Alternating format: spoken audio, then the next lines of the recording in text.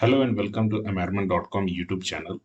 And in this video, we will discuss about a continuation topic of inheritance concept, which is inheritance of constructor in object-oriented ABAP. Now, the first thing that we need to understand here is that the constructor is a special method and it is not inherited to the subclass like normal methods.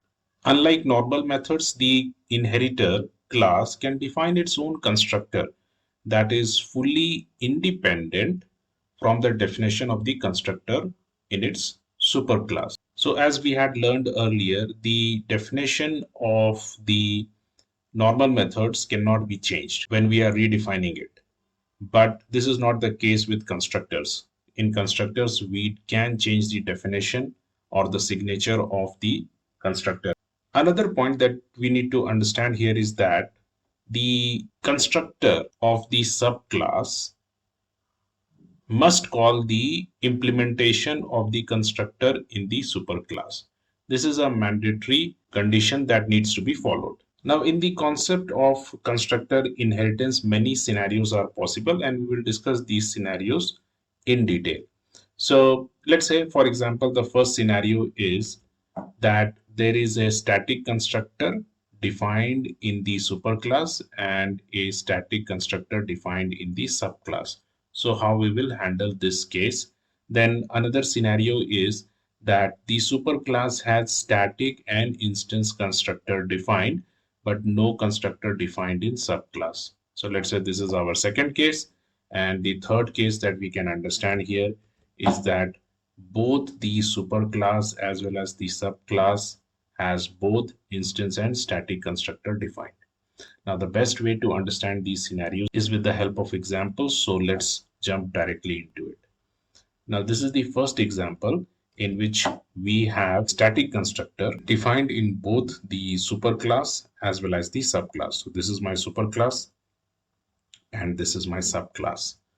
Now, if you notice here in the superclass, I have defined a static constructor, and this is the implementation of the static constructor. Just a simple write statement, superclass static constructor. All right.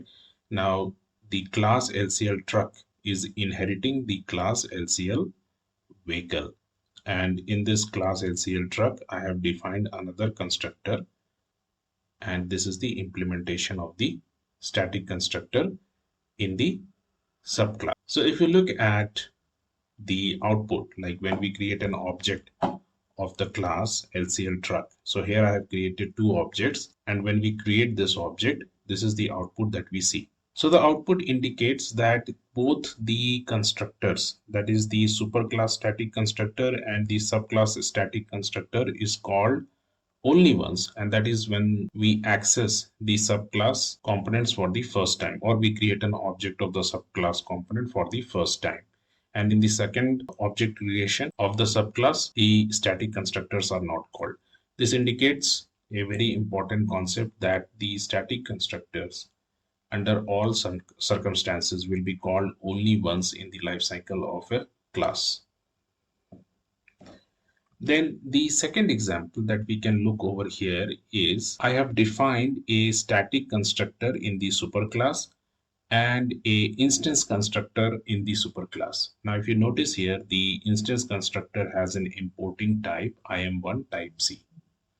So purposely I gave this signature so that we understand how inheritance of constructor works when we have importing parameters or when we have parameters in the constructor. Remember that static constructors will not have any parameters. Okay, now this is the implementation of the instance constructor, and this is the implementation of the static constructor. Pretty simple implementation. All right, now let us look at the code of the subclass LCL truck. So in the LCL truck, I have not created any constructors. So in this example, basically we have the parent class LCL vehicle, which is inherited by LCL truck, and the parent class LCL vehicle has one static constructor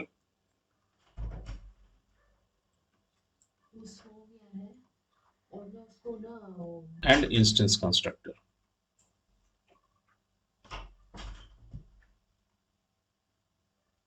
All right.